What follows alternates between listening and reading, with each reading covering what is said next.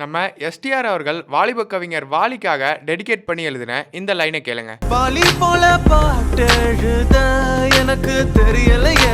இந்த லைனுக்கு பின்னாடி ஒரு சுவாரஸ்யமான சம்பவம் இருக்கு. டைரக்டர் வெங்கடேஷ் அவர்கள் சிம்புவை வச்சு தம் படம் எடுத்துட்டு இருந்தப்போ அந்த படத்துல எஸ்டிஆர் அவர்களுக்கு ஓப்பனிங் சாங் எழுத வாலி அவர்களை அப்ரோச் பண்ணியிருக்காங்க. அப்படி வாலி அவர்களை அப்ரோச் பண்ணும்போது வாலி சிம்பு அவர்களுக்காக எழுதின லைன் இதுதான்.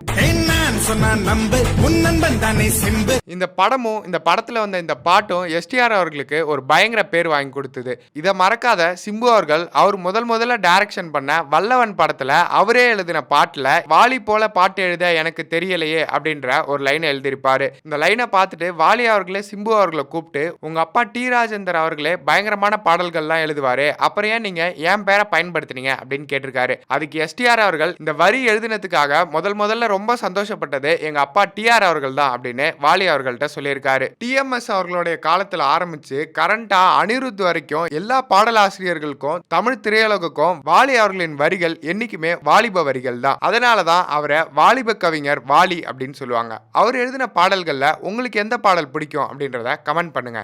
இந்த வாலி அவர்களின் வாரத்துல அவரை பத்தின தெரியாத பல தகவல்களை தெரிஞ்சுக்க சினிமா போகன் சேனலை சப்ஸ்கிரைப் பண்ணுங்க.